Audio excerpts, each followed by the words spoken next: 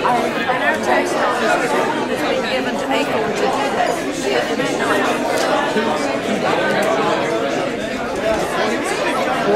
Hey, Tito. Is that Tito the builder? Yes, it is.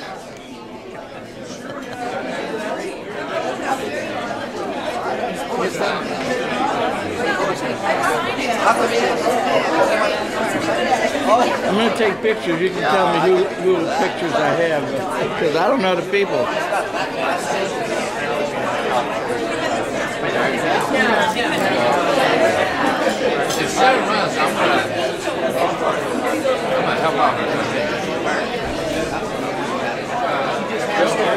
Right. Here we have Bill Richmond, another loyal Sarah supporter. 100%. All right. Staying with the best candidate in America, Sarah Palin, 2012. There you go. Ali, there's Ali. Ali Akbar. See my class in Virginia. You want to go get Debbie Keats? Where's whatever, let's show up. Okay, who's this? Nobody. Nobody. Oh, You're not nobody. The founder, producer, director Everybody's somebody. of TeamSarah Radio. Sarah Palin. Sarah Palin Radio. Very good. All right. One and the same. TeamSarah Virginia. Yeah. And when are you going to invite vetsforsarah.net on your radio show? Yeah. That's me. These run the RPB network. But I'm running vetsforsarah.net. Oh, great, great. Yes. He wants to do an interview. There you go. There you go. I've never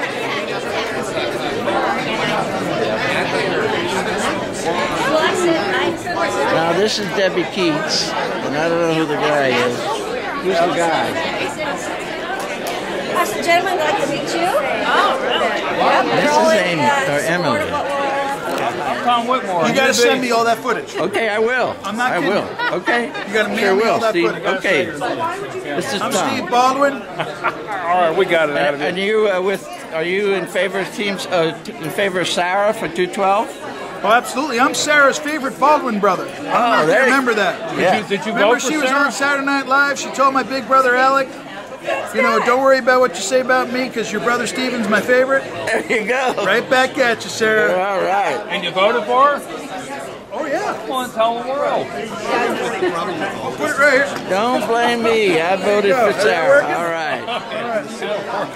Thanks, y'all. Hey, Steve. This is Laura Drain. Hey, Laura, how are you? Where are you from? Oh. I do a lot of work in Mexico. I'm very supportive of her. Awesome. Amen. You see? Have you seen this one? Yeah. Oh, yeah, right.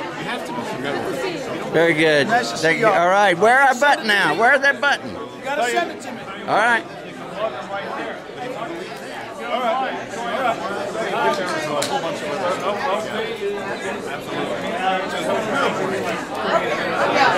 There you go. We're going to work on this one right now. We're going to get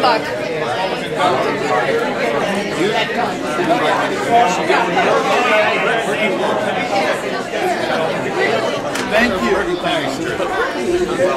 Okay, so what did you tell him? I couldn't hear what you were saying. I told him to join up on the RPB network, join in the fun, and we got to get a Virginia Republican elected. There you go. All right. Governor. So. Not only in this state, not only in this country, but all over the world.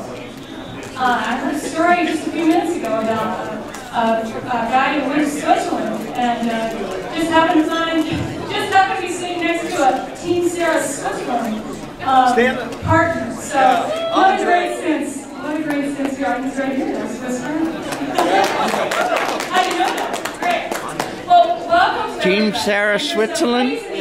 All right. To me at once, I feel that he's been an insistence on the part of the Obama administration and the Congress to send at a time of acute economic crisis millions and millions, even $1.5 billion of taxpayer funding into the domestic and international abortion industry.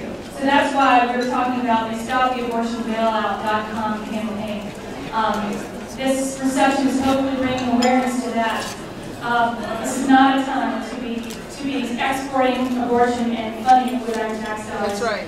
So there's that disappointment about what's going on, but a sense of challenge and excitement and opportunity is that our country has given us a way to dig out of the hole that we're in, thank God.